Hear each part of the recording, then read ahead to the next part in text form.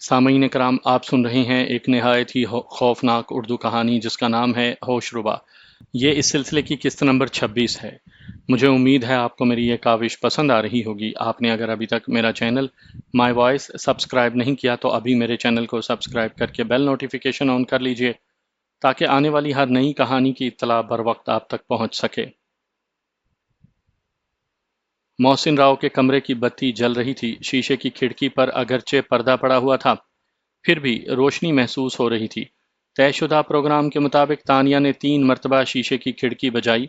چند لمحوں کے بعد محسن راؤ اپنے کمرے کا آہستہ سے دروازہ کھول کر باہر آ گیا اور دھیرے سے بولا، سب ٹھیک ہے؟ ہاں، ابھی تک تو ٹھیک ہے، تانیہ نے بھی آہستگی سے جواب دیا۔ آ جائیے میرے ساتھ۔ تانیہ اگر کوئی اتفاق سے اٹھ کر باہر آ جائے اور ہمیں یوں پراسرار انداز میں گھر میں چہل قدمی کرتے ہوئے دیکھ لے تو ہم اس سے کیا کہیں گے؟ محسن راؤ نے اس کے ساتھ چلتے ہوئے پوچھا۔ دیکھا جائے گا، تانیہ نے بے نیازی سے کہا۔ میں جواب دے لوں گی، آپ بے فکر ہو جائیں، ہم خدا نہ خواستہ چوری کرنے تو نہیں نکلے۔ ہاں، یہ تو ٹھیک ہے، محسن راؤ نے کہا، لیکن وہ اس کے ساتھ چلتے ہوئے جھجک رہا تھا۔ ہر لمحے اسے یہی خطرہ تھا کہ اب کوئی نکل کر باہر آ جائے گا۔ خالہ فرزانہ کے کمرے کی لائٹ بجھی ہوئی تھی، اس کا مطلب ہے کہ وہ ناول پڑھ کر پرسکون نیند کے مزے لے رہی ہیں۔ وہ خالہ فرزانہ کے برابر والا کمرہ تھا۔ تانیہ نے اس پر اسرار کمرے کے سامنے پہنچ کر محسن راؤ کو ٹھہر جانے کا اشارہ کیا۔ دروازے کے ہینڈل پر کالے دھاگے میں بندھا کالا تعویذ لٹکا ہوا تھا۔ محسن راؤ نے اس کمرے کے دروازے کو بغور دیکھا، اس تعویذ پر بھی نظر ڈالی۔ تانیہ نے اس کمرے سے متعلق جو رودات بیان کی تھی، اس کے مطابق وہ کمرہ غیر انسانی مخلوق کی دنیا میں داخلے کا ذریعہ تھا، لیکن غیر انسانی مخلوق کی دنیا میں آدمی اسی وقت جا سکتا ہے جب کوئی غیر انسانی مخلوق اس کی مدد کرے۔ اس کالے کمرے کے پر اسرار دروازے کو دیکھ کر ایک لمحے کے لیے محسن راؤ کے جسم میں سنسنی پھیل گئی۔ خود تانیہ کے حواس بھی قابو میں نہیں رہے تھے۔ اس کے دل کی دھڑکن اچانک تیز ہونے لگی تھی اور ہاتھ پاؤں بے جان سے ہونے لگے تھے۔ اس کے جسم میں لرزش پیدا ہو گئی تھی۔ تانیہ نے فوراً اپنے آپ کو سنبھالا، اپنی ہمت مجتمع کی اور ہاتھ بڑھا کر اس کے ہینڈل پر ہاتھ رکھا۔ پھر اس نے ہینڈل پر دباؤ ڈال کر دروازے کو ہلکا سا دھکا دیا۔ تبھی تانیہ کے منہ سے نکلا، ارے کیوں، کیا ہوا؟ محسن راؤ اس کے نزدیک آ کر کسی قدر پریشان لہجے میں بولا، آپ ذرا دروازہ کھولیے۔ تانیہ نے دروازے کے سامنے سے ہٹ کر کہا۔ محسن راؤ نے آگے بڑھ کر ہینڈل پر ہاتھ رکھا اور اسے دبا کر دروازہ کھولنا چاہا، لیکن دروازہ نہیں کھلا۔ ایک بار، 2 بار، اس نے کئی مرتبہ دروازہ کھولنے کی کوشش کی، لیکن دروازہ نہیں کھلا۔ دروازہ مقفل تھا، کیسے کھلتا؟ دروازہ لاک ہے، محسن راؤ یہ کہہ کر پیچھے ہٹ گیا۔ اس کے ہٹنے کے بعد تانیہ نے پھر دروازہ کھولنے کی کوشش کی، لیکن دروازہ لاک نہ ہوتا تو ضرور کھل جاتا۔ حیرت ہے، وہ کھسیانی سی ہو کر بولی، آ جائیے۔ تب محسن راؤ بغیر کوئی جواب دیے اس کے پیچھے پیچھے چل دیا۔ پھر اپنے کمرے کے دروازے پر پہنچ کر وہ تانیہ سے مخاطب ہو کر بولا، اچھا تانیہ، تم اپنے کمرے میں جاؤ، اب صبح بات کریں گے۔ تانیہ خجل سی اپنے کمرے میں آ گئی اور سوچنے لگی کہ ایسا کیوں ہوا؟ دروازہ مقفل کس طرح ہو گیا تھا؟ کس نے کیا؟ ظاہر ہے یہ کام افضل یا خالہ فرزانہ تو کر نہیں سکتے تھے۔ خاص کر افضل کو تو اس کمرے کی خفیہ کہانی معلوم ہی نہیں تھی۔ وہ یہ بھی نہیں جانتا تھا کہ کمرہ کھلا ہے یا بند ہے۔ اس نے آج تک دروازے کو ہاتھ نہیں لگایا تھا۔ خالہ فرزانہ کو اس کمرے کے بارے میں تھوڑا بہت معلوم تھا۔ انہیں بھلا کمرہ مقفل کرنے کی ضرورت کیا تھی؟ اس سے پہلے تانیہ کئی مرتبہ اس کمرے میں جا چکی تھی۔ اسے اس کمرے کا تالا ہمیشہ کھلا ملا تھا۔ پچھلی رات وہ اسی کمرے سے باہر آئی تھی، تب بھی دروازہ کھلا ہوا تھا۔ پھر یہ اچانک کیا ہوا؟ کمرے کا دروازہ آخر کس طرح مقفل ہو گیا؟ یہ بات وہ بہت دیر تک سوچتی رہی، لیکن اس کی سمجھ میں کچھ نہیں آیا۔ سوچتے سوچتے بالآخر اسے نیند آ گئی۔ رات کو خواب میں دادا اعظم دکھائی دیے۔ وہ اس کے کمرے میں آ کر ایک کرسی پر بیٹھ گئے اور اس کو محبت سے دیکھتے ہوئے بولے، ہاں تانیہ، کیوں پریشان ہو؟ دادا، کمرے کا دروازہ مقفل کیسے ہو گیا؟ تانیہ نے اپنی پریشانی فوراً ظاہر کر دی۔ اس کی بات سن کر دادا اعظم مسکرائے اور بڑے نرم لہجے میں بولے، وہ ہم نے بند کیا ہے۔ اچھا، لیکن کیوں؟ میں بھائی جان کو دکھانا چاہتی تھی، تانیہ نے کہا۔ تانیہ، تمہیں تمہارا بھائی مل گیا، کیا تم خوش نہیں ہو؟ میں بے انتہا خوش ہوں۔ پھر اب تم اس کمرے کو بھول جاؤ، جو کچھ بیتا اسے بھی خواب سمجھ کر بھلا دو۔ کسی بات کی زیادہ کرید اچھی نہیں ہوتی۔ تم میری بات سمجھ گئی نا؟ دادا اعظم نے سمجھانے والے انداز میں کہا۔ ان کے لہجے میں ایک طرح کی تنبیہ بھی تھی۔ جی دادا، میں اچھی طرح سمجھ گئی ہوں۔ بس پھر اللہ حافظ۔ یہ کہہ کر دادا اعظم کرسی سے اٹھے اور اٹھتے ہی آنکھوں سے اوجھل ہو گئے۔ تانیہ کی فوراً ہی آنکھ کھل گئی، تب اسے اندازہ ہوا کہ وہ خواب دیکھ رہی تھی۔ اس خواب نے ذہنی الجھن دور کر دی تھی۔ اس کمرے کو مقفل کرنے والے دادا اعظم تھے، یہ دادا اعظم ہی تو تھے جنہوں نے اس کمرے کی راہ دکھائی تھی، اور یہ راستہ اسے محسن راؤ تک لے گیا تھا۔ جس نے راہ کھولی تھی آج وہی اسے بند کر گیا تھا۔ محسن راؤ اب جن راستوں پر جانا چاہتا تھا اس کے لیے کراچی سے واپسی ضروری تھی۔ وہ لاہور جانے کے لیے بے چین تھا۔ خالہ فرزانہ کے اصرار پر 2-4 روز وہ بمشکل رکا، پھر اس نے لاہور جانے کا فیصلہ کر لیا۔ اس نے اپنے ساتھ تانیہ کو بھی لے لیا۔ خالہ فرزانہ نے منع بھی کیا کہ وہ تانیہ کو لاہور نہ لے جائے، لیکن خود تانیہ محسن راؤ کے ساتھ جانا چاہتی تھی۔ اب وہ اپنے بھائی کے ساتھ ہر قیمت پر رہنا چاہتی تھی۔ اس کے بابا نے تو اسے جیتے جی مار دیا تھا، لیکن اب وہ جیتے جی مرنا نہیں چاہتی تھی، اس لیے وہ اسے اپنے ساتھ لے جانے پر مجبور تھا۔ جب وہ لاہور جانے کے لیے تیار ہو گئی تو خالہ فرزانہ نے اسے گلے لگاتے ہوئے کہا، تانیہ تمہارا کمرہ میں بند کروا دوں گی، وہ اسی طرح رہے گا۔ جب تمہارا دل چاہے کراچی آ جانا۔ ہاں خالہ آپ فکر نہ کریں، میں ضرور کراچی آؤں گی، ذرا حالات کسی کروٹ بیٹھ جائیں، پھر انشاءاللہ میں آپ کو یہاں سے لے جاؤں گی۔ واہ، اور مجھ غریب کا کیا ہوگا؟ افضل نے چہک کر کہا۔ تمہیں امیر بنا دیا جائے گا، محسن راؤ نے ہنس کر کہا۔ وہ کس طرح؟ افضل نے پوچھا۔ تمہاری شادی کر کے، محسن راؤ نے بڑے یقین سے کہا۔ اے اللہ، تو اپنی پناہ میں رکھ، یہ لوگ تو مجھے برباد کرنے پر تلے ہیں، افضل نے بڑی معصومیت سے کہا تو سب ہنس پڑے۔ افضل اور خالہ فرزانہ انہیں ایئرپورٹ چھوڑنے آئے۔ لاہور میں انکل عامر ان کے منتظر تھے۔ محسن راؤ نے فون پر انکل عامر سے بات کر لی تھی، ساری تفصیلات طے کر لی تھی، لہٰذا وہ ایئرپورٹ سے سیدھا اپنی کوٹھی میں پہنچا۔ اگلے دن اس نے اپنے ریستوران کا رخ کیا، وہاں کا چارج سنبھالا، ریستوران میں کام کرنے والے کئی ملازمین میں سے ایک بندے کا انتخاب کیا اور اسے صبح کوٹھی آنے کی ہدایت کی۔ راشد ایک مضبوط کاٹھی کا نوجوان تھا، وہ محسن راؤ کے ریستوران میں بل کلرک کی حیثیت سے ملازم تھا۔ دیگر ضروری کاموں سے فارغ ہو کر رات کو اس نے راؤ احمد علی کے نام ایک خط لکھا۔ آپ نے میرے اور بابا کے ساتھ جو کچھ کیا اس سے آپ اچھی طرح واقف ہوں گے۔ میں اللہ کے فضل سے اپنے گھر واپس آ گیا ہوں، میرے ساتھ میری بہن تانیہ بھی ہے۔ اب آپ پر لازم ہے کہ میرے بابا کی زمینیں، باغات اور ساون پور کی حویلی کا آدھا حصہ 10 دن کے اندر خالی کر دیں۔ میں 11ویں دن ساون پور آؤں گا۔ زمینوں کی آمدنی کا حساب کتاب تیار رکھیے گا، میں اب آپ سے ایک ایک پائی کا حساب لوں گا۔ فقط محسن راؤ۔ اس خط کو محسن راؤ نے لفافے میں بند کیا اور اسے کوٹھی پہنچنے والے ملازم راشد کے حوالے کرتے ہوئے اسے ہدایت کی کہ یہ خط کہاں اور کسے دینا ہے۔ راشد کے ساون پور روانہ ہونے کے بعد اس نے ریستوران کا رخ کیا اور وہ رات تک وہاں بیٹھا رہا۔ ریستوران کا مینیجر بہت محنتی آدمی تھا، اس نے ریستوران کو بطریق احسن سنبھالا ہوا تھا۔ انکل عامر نے بھی اس کی بہت تعریف کی تھی، کام کے اعتبار سے اس کی تنخواہ کم تھی، فوری طور پر محسن راؤ نے اس کی تنخواہ میں خاطر خواہ اضافہ کر دیا، وہ بہت خوش ہو گیا۔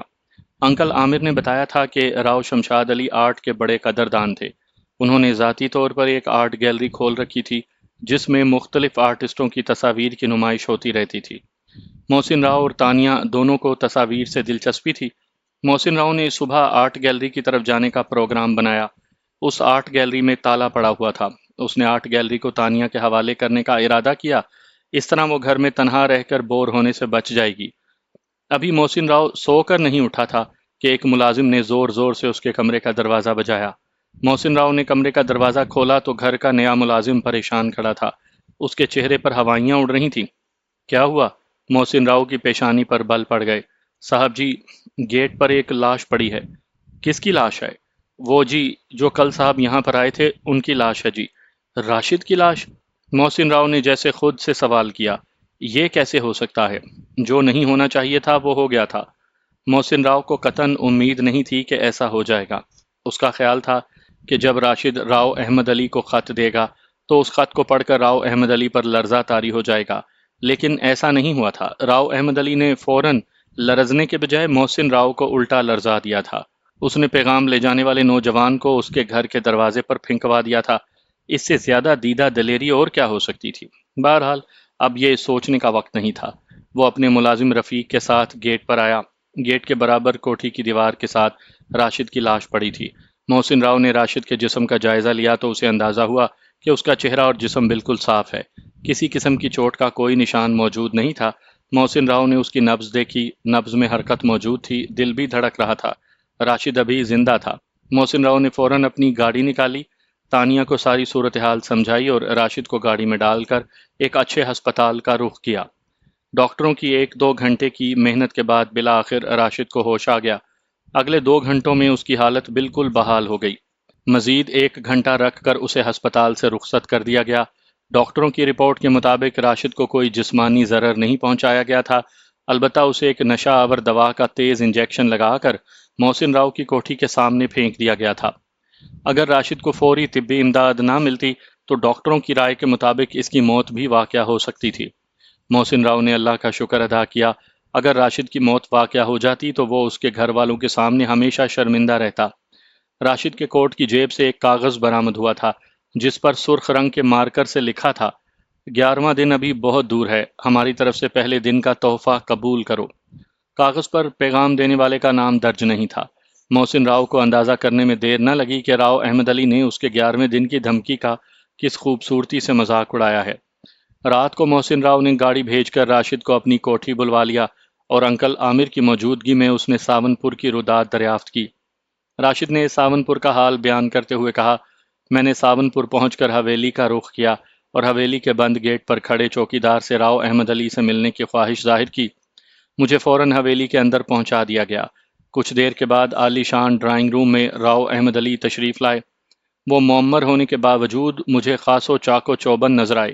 اپنی سرخ خطرناک آنکھوں سے مجھے گھورا اور آمد کی وجہ پوچھی۔ میں نے جواب دیے بغیر کوٹ کی جیب سے آپ کا دیا ہوا لفافہ نکالا اور ان کی طرف بڑھا دیا۔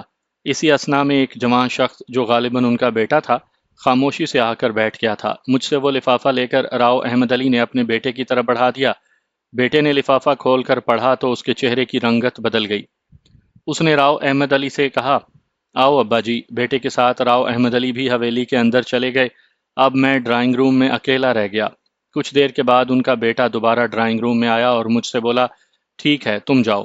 اس کی یہ بات سن کر میں خاموشی سے اٹھا اور حویلی سے باہر نکل آیا۔ اس کے بعد میں نے سڑک پر آ کر لاہور کے لیے بس پکڑی اور رات 8 بجے تک اپنے گھر پہنچ گیا۔ کھانا کھا کر میں نے سوچا کہ ماڈل ٹاؤن جا کر آپ کو صورتحال سے آگاہ کر دوں۔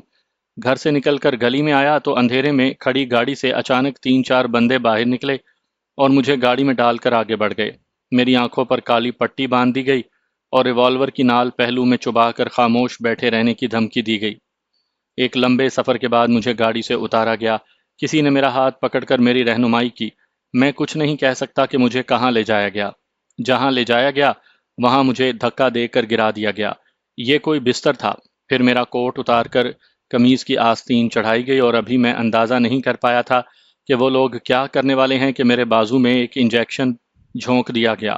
انجیکشن کی دوا اندر جاتے ہی مجھے چکر آنا شروع ہو گئے اور چند لمحوں کے بعد ہی میں اپنے ہوش گنوا بیٹھا۔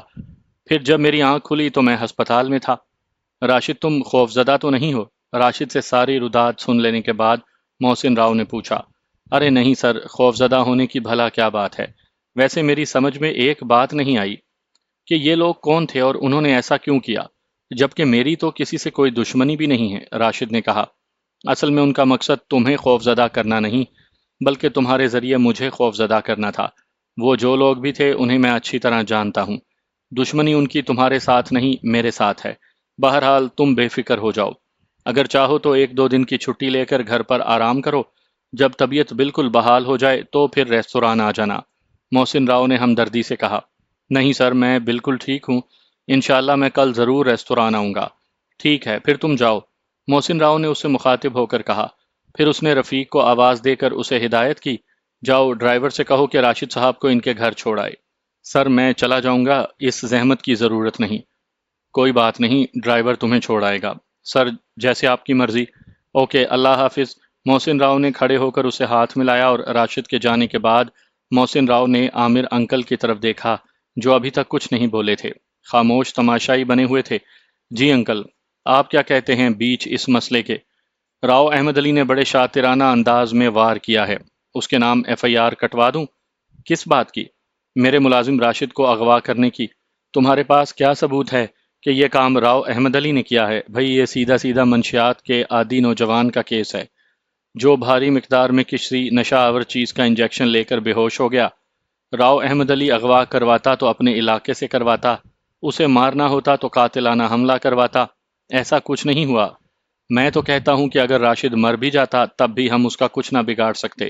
اور وہ تحریر جو اس کی کورٹ سے برآمد ہوئی، ایسی تحریر کوئی بھی لکھ سکتا ہے، بلکہ وہ تحریر تم نے خود ہی لکھی تاکہ راؤ احمد علی کو پھنسایا جا سکے۔ اچھا تو یہ بات ہے۔ محسن راؤ نے ساری صورتحال سمجھ کر کہا۔ بالکل، عنقر عامر بولے۔ راؤ احمد لومڑی کی طرح چالاک اور بھیڑیے کی طرح خون خوار شخص ہے۔ پھر میں شیر بن جاتا ہوں، ایک ہی وار میں ادھیڑ کر پھینک دیتا ہوں۔ محسن راؤ طیش میں آ گیا۔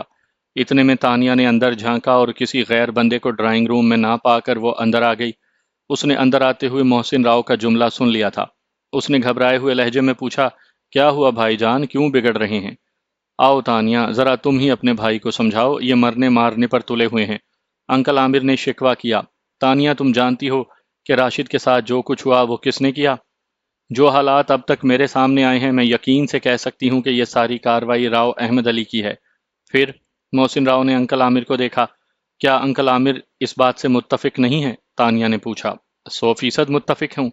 میں نے کب کہا کہ یہ کام اس کا نہیں؟ انکل عامر نے گہرا سانس لے کر کہا۔ لیکن ایک بات میں تمہیں سمجھانا چاہتا ہوں کہ تم میرے لیے بے حد قیمتی ہو، تم اپنی بہن کے لیے انمول ہو۔ بے پناہ محبت کی وجہ سے شمشاد علی نے اسے اپنے سے دور رکھا۔ تانیہ کو ماں کی محبت ملی، نہ باپ کی شفقت۔ اب کیا تم اس سے بھائی کا پیار اور اس کا تحفظ اس سے چھین لینا چاہتے ہو؟ خدا نہ خواستہ، محسن راؤ نے تانیہ کو محبت بھری نظروں سے دیکھ کر کہا۔ تو پھر شیر بن کر راؤ احمد علی کو ادھیڑنے کی خواہش دل سے نکال دو۔ میں تمہیں جنگل میں نہیں جانے دوں گا، جنگل کا قانون نہیں اپنانے دوں گا۔ یہ کہتے کہتے انکل عامر کا گلا روندنے لگا۔ دیکھو محسن، اگر ہم نے راؤ احمد علی کو قتل بھی کروا دیا تو اس سے کوئی فرق نہیں پڑے گا، بلکہ یہ کیس مزید پیچیدہ ہو جائے گا۔ انکل، میرا کلیجہ تو ٹھنڈا ہو جائے گا۔ اس نے میرے بابا کو مارا ہے، میں اپنا انتقام لینے میں حق بجانب ہوں۔ قاتل بننا چاہتے ہو؟ انکل عامر نے سوال کیا۔ اس سے پہلے کہ محسن راؤ کوئی جواب دیتا، وہ تانیہ سے مخاطب ہو کر بولے، کیوں تانیہ؟ کیا تم چاہو گی کہ تمہارا بھائی قاتل بن جائے؟ نہیں انکل، بھول کر بھی نہیں، تانیہ نے فوراً جواب دیا۔ میں اپنے بھائی کو کھونا نہیں چاہتی، سن لیا محسن؟ انکل عامر نے تانیہ کو توصیفی نظروں سے دیکھتے ہوئے کہا۔ دیکھو محسن، تمہارے آ جانے سے ہمارا کیس اب بے حد مضبوط ہو گیا ہے۔ اب ہم نئے سرے سے راؤ احمد علی پر مقدمہ قائم کریں گے۔ بالآخر اسے ہماری زمینیں، ہماری جائیداد ہمارے حوالے کرنا ہوں گی۔ رہی بات انتقام کی، تو تم یہ کیوں بھول جاتے ہو کہ اللہ سب سے بڑا منتقم ہے؟ اس پر کیوں نہیں چھوڑ دیتے اس انتقام کے مسئلے کو؟ وہ لے گا نا ہمارا انتقام، اور مجھے یقین ہے کہ اس طرح لے گا کہ دنیا دیکھے گی۔ راؤ احمد علی کا انجام دیکھ کر دنیا عبرت پکڑے گی۔ پتہ نہیں انکل عامر کے ان جملوں میں کیا اثر تھا کہ محسن راؤ کے دل کو قرار سا آ گیا۔ وقتی طور پر اس کے دل میں بھڑکتے انتقام کے شعلے سرد پڑ گئے۔ تانیہ کے چہرے پر بھی کچھ اطمینان جھلکنے لگا۔ اگرچہ شروع میں جب اسے اپنے بابا کے قتل کے بارے میں معلوم ہوا تھا تو اس کے دل میں انتقام کی آگ اس قدر بھڑکی تھی کہ اس کا جی چاہتا تھا کہ وہ اڑ کر چلی جائے اور راؤ احمد علی کو بھسم کر کے آ جائے۔ لیکن جب سے وہ محسن راؤ کو لے کر اپنی دنیا میں واپس آئی تھی تو اب وہ ایک لمحے کی جدائی بھی برداشت کرنے کے لیے تیار نہیں تھی۔ وہ اپنے بھائی کو دیکھ کر جیتی تھی، اب وہ اندر سے نہیں چاہتی تھی کہ اس کا بھائی کسی قتل و غارت گری میں ملوث ہو۔ آخر وہ صلح جو، امن پسند اور آرٹ سے دلچسپی رکھنے والے باپ کی بیٹی تھی، پھر دولت سے اسی قدر بے نیاز تھی جس قدر اس کے والدین تھے۔ انکل عامر کی بات سے تانیہ نے اتفاق کیا۔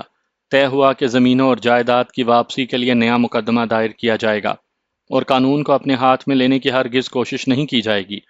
آخر راؤ احمد علی اور محسن راؤ میں کچھ تو فرق ہونا چاہیے۔ محسن راؤ خاموشی سے بیٹھا سب سنتا رہا، بولا کچھ نہیں۔ اس نے اس فیصلے کو قبول کر لیا تھا یا پھر اس نے اپنے دل میں کوئی اور فیصلہ کر لیا تھا، کوئی نہیں جانتا تھا۔ بہرحال جائیداد کی بحالی کے لیے وکیل کے ذریعے نوٹس بھجوا دیا گیا۔ اس طرح مقدمے کا آغاز ہو گیا، قانونی کارروائی کی ابتدا ہو گئی اور اس مقدمے کی نگرانی انکل عامر نے خود اپنے ذمہ لے لی۔ محسن راؤ نے ریستوران کا چارج سنبھالنے کے بعد آرٹ گیلری پر توجہ دی اور اس آرٹ گیلری کو جدید تقاضوں سے ہم آہنگ کرتے ہوئے نئے سرے سے تزئین و آرائش کروائی۔ ابھی تک یہ آرٹ گیلری ان کے باپ کا شوق تھی۔ یہاں بڑے محدود پیمانے پر منتخب آرٹسٹوں کے فن پاروں کی نمائش ہوتی تھی اور اس نمائش کو دیکھنے والے بھی بہت منتخب ہوتے تھے۔ لیکن محسن راؤ نے اس آرٹ گیلری کو عام کرنے کی ٹھانی۔ اس نے اس آرٹ گیلری کو پبلک کے لیے کھول دیا۔ سارا انتظام کرنے کے بعد اس نے آرٹ گیلری کو تانیہ کے حوالے کیا۔ تانیہ کو آرٹ سے فطری لگاؤ تھا، اس کا ہاتھ بہت اچھا تھا۔ اس نے ایک نامور خاتون آرٹسٹ کی شاگردی اختیار کی اور بہت تیزی سے آرٹ کے بنیادی رموز سیکھ لیے۔ اب وہ اپنی آرٹ گیلری کے دفتر میں بیٹھی پینٹنگ بنانے میں مصروف رہتی۔ ایک دن تانیہ اپنے کام میں مصروف تھی کہ ٹیلی فون کی گھنٹی بجی۔ ہیلو، اس نے ریسیور اٹھایا۔ دیکھیے، مجھے اس آرٹ گیلری کے مالک سے بات کرنی ہے، ادھر سے کسی خاتون کی باوقار آواز سنائی دی۔ جی فرمائیے، تانیہ نے پر اعتماد انداز میں جواب دیا۔ کیا آپ اس آرٹ گیلری کے مالک ہیں؟ ادھر سے پوچھا گیا۔ مجھے اصل میں مالک کہلوانا پسند نہیں، آپ مجھے اس آرٹ گیلری کی منتظمہ کہہ سکتی ہیں، تانیہ نے انکساری سے کہا۔ آپ کا نام کیا ہے؟ توصیفی انداز میں پوچھا گیا۔ جی میرا نام تانیہ ہے، تانیہ نے بتایا۔ دیکھیے تانیہ، میں اصل میں لاہور میں نہیں رہتی، مجھے کسی نے اس آرٹ گیلری کے بارے میں بتایا تھا، میں نے سوچا بات کر لوں۔ جی فرمائیے، تانیہ نے خوش اخلاقی سے کہا۔ میرے پاس کچھ پینٹنگز ہیں، ان کی نمائش کے سلسلے میں آپ سے بات کرنا چاہتی تھی۔ ویلکم، تانیہ نے خوش مزاجی سے کہا، تشریف لائیے، کل کسی وقت حاضر ہو جاؤں؟ پوچھا گیا۔ جی جب جی چاہے آ جائیں، میں دن بھر یہیں ہوتی ہوں، جواب دیا گیا۔ پھر بھی وقت کا تعین چاہا گیا۔ صبح میں آ جائیں 11 بجے تک، تانیہ نے وقت کا تعین کر دیا۔ جی ٹھیک ہے، یہ کہہ کر ادھر سے فون رکھ دیا گیا۔ فون جب بند ہو گیا تو تانیہ کو خیال آیا کہ اس نے فون کرنے والی کا نام تو پوچھا ہی نہیں، نہ یہ پوچھا کہ وہ کہاں سے بول رہی ہے، کون ہے۔ چلو خیر، کل تو وہ آئے گی ہی، کل ساری تفصیلات معلوم ہو جائیں گی، یہ سوچ کر وہ برش پکڑ کر کینوس پر اسٹروک لگانے لگی۔ شام کو جب وہ گھر پہنچی تو محسن راؤ چائے کی میز پر اس کا انتظار کر رہا تھا۔ اس نے محسن راؤ کو ہاتھ کے اشارے سے 2 منٹ کا اشارہ کیا اور منہ ہاتھ دھو کر چائے کی میز پر آ گئی۔ ہاں بھائی، آرٹسٹ آج کتنی تصویریں بنا لیں؟ محسن راؤ نے مسکراتے ہوئے کہا۔ تصویریں؟ تانیہ نے حیرت زدہ ہو کر کہا۔ بھائی جان کیوں مذاق کر رہے ہیں؟ مجھے تو ایک تصویر پر کام کرتے ہوئے ہی 15 دن ہو گئے ہیں۔ اوہو، اس قدر سست روی سے کام ہوگا؟ پھر تو 5 سال کے بعد تصویروں کی نمائش ہو سکے گی۔ خیر سے مجھے نمائش کی کوئی جلدی بھی نہیں، تانیہ نے کیتلی سے چائے نکالتے ہوئے کہا۔ کوئی ہنگامہ کرو بھائی، تمہاری آرٹ گیلری بڑی ٹھنڈی جا رہی ہے۔ بھائی جان، آج ایک خاتون کا فون آیا تھا، وہ اپنی تصویروں کی نمائش چاہتی تھی۔ اگر تصویریں اچھی ہیں تو پھر فوراً نمائش کا انتظام کرو، محسن راؤ نے بسکٹ کھاتے ہوئے کہا۔ تصویروں کا تو کل پتہ چلے گا، وہ کل 11 بجے آئیں گی۔ ابھی وہ دونوں باتیں ہی کر رہے تھے کہ باہر سے تڑ تڑ کی آوازیں آنے لگیں۔ بھائی جان فائرنگ، تانیہ نے سہم کر کہا۔ تبھی ڈرائنگ روم کی کھڑکیوں کے شیشے ٹوٹنے کی آواز آئی۔ محسن راؤ نے جلدی سے کہا، تانیہ فوراً نیچے بیٹھ جاؤ، یہ فائرنگ تو ہمارے گھر پر ہو رہی ہے۔ تانیہ فوراً کرسی سے اتر کر نیچے بیٹھ گئی۔ تب تک محسن راؤ بھی زمین پر بیٹھ چکا تھا۔ یہ کھیل مشکل سے 1-2 منٹ کا تھا۔ فائرنگ کرنے والی گاڑی فائرنگ کر کے جا چکی تھی۔ محسن راؤ نے باہر نکل کر جانا چاہا، لیکن تانیہ نے اسے باہر نہ جانے دیا۔ جب اچھی طرح اطمینان ہو گیا کہ فائرنگ کرنے والے جا چکے ہیں تو وہ دونوں بہن بھائی گیٹ پر پہنچے۔ گیٹ پر بھی تباہ آزمائی کی گئی تھی، وہ گولیوں سے چھلنی ہو چکا تھا۔ گیٹ سے ملحق دیوار پر بھی گولیوں کے نشان تھے۔ گھر کے ڈرائنگ روم پر بھی اچھی خاصی نشانے بازی کی گئی تھی۔ کھڑکیوں کے متعدد شیشے ٹوٹ چکے تھے۔ آس پڑوس کے لوگ محسن راؤ کو باہر دیکھ کر ہمت کر کے اپنے گھروں سے نکل آئے تھے۔ کسی نے فائرنگ کرنے والوں کو نہیں دیکھا۔ اتفاق سے اس وقت گھر کا ملازم رفیق سبزی ترکاری لینے باہر نکلا ہوا تھا۔ جب وہ واپس آ رہا تھا تو اس نے ایک سفید گاڑی کو کھڑے ہوئے اور اس گاڑی سے فائرنگ کرتے ہوئے لوگوں کو دیکھا تھا۔ وہ تعداد میں 3 تھے۔ ان کے منہ پر نقاب چڑھی ہوئی تھی۔ فائرنگ 2 بندوں نے بیک وقت کی، ایک نے گیٹ کو نشانہ بنایا، دوسرے نے ڈرائنگ روم پر فائرنگ کی اور گاڑی کو تیزی سے بھگاتے ہوئے گلی میں مڑ گئے۔ محسن راؤ کوٹھی کا گیٹ بند کروا کر واپس چائے کی میز پر آ گیا۔ اس نے تانیہ کو بیٹھنے کا اشارہ کرتے ہوئے کہا، کمبختوں نے چائے کا مزہ بھی کرکرا کر دیا۔ بھائی جان، اس فائرنگ کا مقصد کیا ہو سکتا ہے؟ تانیہ فکر مند تھی۔ ہمیں خوفزدہ کرنا، محسن راؤ نے اطمینان سے کہا۔ اس کے پیچھے کس کا ہاتھ ہو سکتا ہے؟ ایک ہی شخص ہے وہ، جس کا نام ہے راؤ احمد علی۔ بھائی جان، وہ لوگ گھر میں بھی تو داخل ہو سکتے تھے اور کوئی جانی نقصان بھی پہنچا سکتے تھے۔ تانیہ نے خدشہ ظاہر کیا۔ ہاں ایسا ہو سکتا تھا، وہ بغیر کسی رکاوٹ کے کوٹھی میں داخل ہو سکتے تھے۔ خدشے کی تائید بھی کی گئی۔ ہمیں سیکیورٹی گارڈز کا انتظام کرنا چاہیے، تانیہ نے فکر مند ہو کر کہا۔ محسن راؤ چائے سے فارغ ہو کر لاؤنج میں رکھے ٹیلی فون کی طرف بڑھا۔ اس نے انکل عامر کو کوٹھی پر ہونے والی فائرنگ سے آگاہ کیا۔ انکل عامر نے زیادہ بات سننے کی کوشش ہی نہیں کی، انہوں نے کہا میں آ رہا ہوں، یہ کہہ کر فون رکھ دیا۔ وہ آئے تو انہوں نے کوٹھی کا معائنہ کیا، دونوں کی خیریت پوچھی، ساری تفصیل معلوم کی، پھر بولے چلو پولیس اسٹیشن چلتے ہیں، اس واقعے کی رپورٹ ضروری ہے۔ تھانے میں رپورٹ درج کروا دی گئی۔ فائرنگ کے سلسلے میں راؤ احمد علی پر شبہ ظاہر کیا گیا۔ پولیس کو بتایا گیا کہ راؤ احمد علی کے سوا ہمارا کوئی دشمن نہیں، پچھلے ایس ایچ او کا تبادلہ ہو چکا تھا، یہ کوئی نیا انسپیکٹر آیا تھا، اس کا نام جہانگیر بٹ تھا، اسے راؤ احمد علی کے بارے میں کچھ معلوم نہیں تھا۔ انکل عامر نے اسے تفصیل سے سمجھایا، یہ بھی بتایا کہ اسی کوٹھی پر 2 ملازمین کا قتل بھی ہو چکا ہے، تب بھی ہمارا یہی شبہ تھا کہ یہ کام راؤ احمد علی کے بندوں نے کیا ہے، کیونکہ وہ دونوں میاں بیوی راؤ شمشاد علی کے قتل کے سلسلے میں بہت کچھ جانتے تھے۔ پچھلے واقعے کی طرح پولیس نے اس فائرنگ کی بھی روایتی انداز میں کارروائی کی اور پھر معاملہ سرد خانے میں چلا گیا۔ انکل عامر اور محسن راؤ دونوں ہی جانتے تھے کہ کیا ہوگا، لیکن انہوں نے یہ رپورٹ محض قانونی کارروائی کے طور پر کی تھی، آگے چل کر یہ رپورٹ مقدمے کے سلسلے میں معاون ثابت ہو سکتی تھی۔ محسن راؤ نے فوری طور پر 2 گارڈ رکھے، انہیں گیٹ پر کھڑا کرنے کے بجائے اندر سرونٹ کوارٹر کے دروازے پر کھڑا کیا گیا تاکہ کسی ممکنہ حملے پر مؤثر طور پر کارروائی کر سکیں۔ گیٹ پر کھڑے ہوئے گارڈوں کو ختم کر کے کوٹھی کے اندر داخل ہونا کوئی مشکل مسئلہ نہیں تھا، لیکن سیکیورٹی گارڈوں کا کوٹھی کے اندر ہونے کی وجہ سے حملہ آوروں کو یہ معلوم کرنا مشکل ہوتا کہ گارڈ کہاں ہیں۔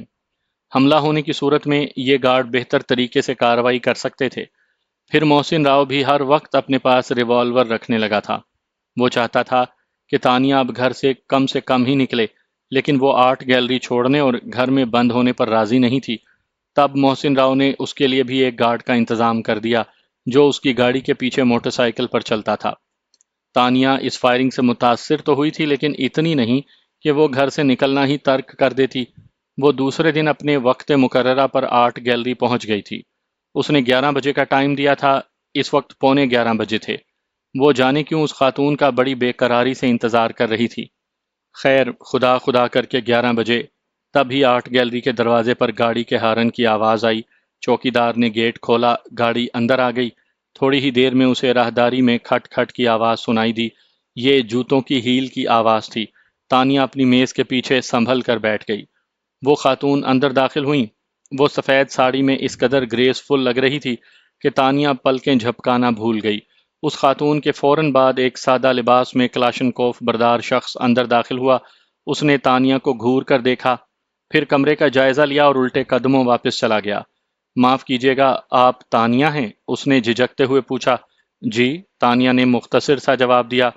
حیرت ہے، وہ آگے بڑھتے ہوئے بولی، آپ تو بہت کم عمر ہیں۔ آپ کا کیا خیال تھا کہ یہاں کوئی 50-60 سالہ خاتون بیٹھی ہوگی؟ تانیہ ہنسی۔ میرا خیال تھا کہ کم از کم میری ہم عمر منتظم تو ہوگی یہاں کی۔ اس پرکشش خاتون نے ہاتھ آگے بڑھاتے ہوئے کہا۔ کمال ہے، تانیہ نے کھڑے ہو کر اس کا ہاتھ تھام لیا۔ اس کا ہاتھ بڑا ملائم، گداز اور جاذب نظر تھا۔ تانیہ نے گرم جوشی سے ہاتھ ملا کر اسے کرسی پر بیٹھنے کا اشارہ کیا۔ تشریف رکھیے۔ شکریہ، اس نے بڑے دل آویز تبسم کے ساتھ کہا۔ کل آپ کا فون آیا تھا تو مجھے یہ خیال ہی نہ رہا کہ آپ کا نام پوچھ لوں، اور نہ ہی خود سے آپ نے اپنا نام بتایا۔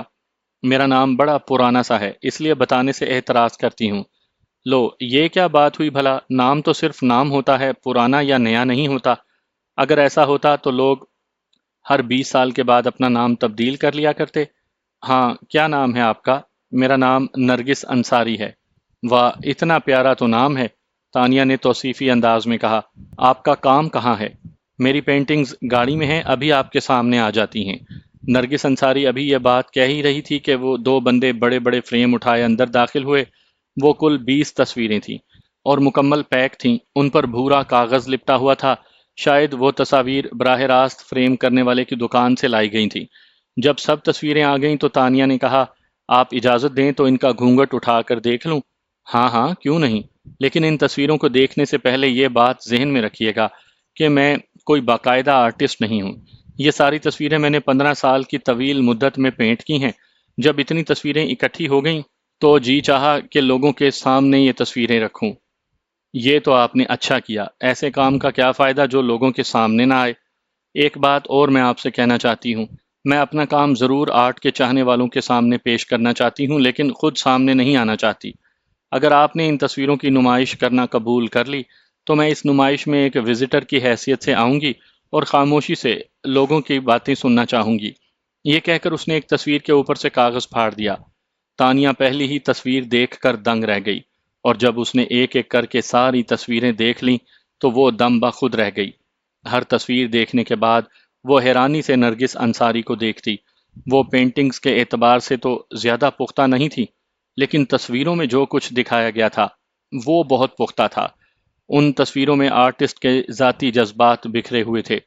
ساری تصویریں دیکھ لینے کے بعد تانیہ نے بڑے جوش سے کہا، میں ان تصاویر کی نمائش بڑی دھوم دھام سے کروں گی کہ پورے ملک میں آپ کے چرچے ہو جائیں گے۔ تانیہ، مجھے شہرت نہیں چاہیے، اس نے بڑی بے نیازی سے کہا۔ ہاں مجھے اندازہ ہے، اسی لیے آپ نے ان تصاویر پر اپنا نام بھی نہیں لکھا۔ تانیہ نے نرگس انصاری کو پرشوق نگاہوں سے دیکھتے ہوئے کہا، ایک بات پوچھوں، سچ سچ بتائیں۔ ہاں پوچھیں تانیہ، میں جھوٹ کیوں بولوں گی؟ وہ تھوڑا سا حیران ہو کر بولی، کیا آپ کا نام واقعی نرگس انصاری ہے؟ یہ ایک عجیب سوال تھا۔ اس سوال پر نرگس انصاری کو ایک دم کرنٹ سا لگا۔ اس نے ایک نظر تانیہ کو دیکھا اور پھر اپنی خوبصورت آنکھوں پر پلکوں کا شامیانہ ڈال لیا اور دھیرے سے بولی، نہیں، یہ میرا اصل نام نہیں ہے۔ زندہ باد! تانیہ ایک دم خوشی سے اچھل پڑی۔ یہ جان کر مجھے بہت خوشی ہوئی کہ یہ آپ کا اصل نام نہیں ہے۔ آپ کی خوشی میرے لیے تو حیرت انگیز ہے۔ اس سے کیا فرق پڑتا ہے کہ میرا نام نرگس ہے یا آبدہ؟ آپ ٹھیک کہہ رہی ہیں، اس سے واقعی کوئی فرق نہیں پڑتا کہ آپ کا نام نرگس ہے یا آبدہ، لیکن اگر آپ کا نام نادرہ ہو تو فرق پڑتا ہے۔ تانیہ نے اسے ترچھی نگاہوں سے دیکھتے ہوئے کہا۔ اس کے ہونٹوں پر شریر مسکراہٹ تھی۔ تانیہ کی زبان پر اپنا نام سن کر اس کی آنکھیں حیرت سے پھٹ گئیں۔ تانیہ نے اس کی پہلی تصویر دیکھتے ہی اسے پہچان لیا تھا۔ اس تصویر میں درخت ہی درخت تھے اور انہی درختوں کے بیچ پتھر پر ایک مردانہ قمیص پڑی ہوئی تھی۔ ایک تصویر میں ایک لڑکا اور ایک لڑکی گھوڑوں پر بیٹھے باتیں کرتے جا رہے تھے۔ پس منظر میں کھیت پھیلے ہوئے تھے۔ ایک تصویر میں ایک لڑکی گھوڑے پر بیٹھی تھی۔ اس کے چہرے کے تاثرات سے پتہ چلتا تھا کہ جیسے وہ کسی کو ڈھونڈ رہی ہو۔ غرض جتنی تصویریں تھیں سب کی سب اسی کہانی کی عکاسی کرتی تھیں جو کالے چراغ نے اسے سنائی تھی، اور اب اس بات میں کوئی شبہ نہیں رہا تھا کہ وہ اس کے بھائی محسن راؤ کی نادرہ تھی۔ اپنا نام سن کر حیران ہو گئی نا؟ تانیہ نے شوخی سے کہا۔ میری سمجھ میں کچھ نہیں آ رہا۔ تانیہ، آپ کو میرا نام کیسے معلوم ہوا؟ سب کچھ سمجھ میں آ جائے گا۔ میں نے طے کر لیا ہے کہ اب مجھے کیا کرنا ہے۔ میں ان تصاویر کا افتتاح ایک بہت بڑے آدمی سے کراؤں گی۔ آپ دیکھتی جائیں کہ میں کیا کرتی ہوں۔ افتتاح والے دن میں آپ کو ایک ایسا سرپرائز دوں گی کہ آپ زندگی بھر یاد رکھیں گی۔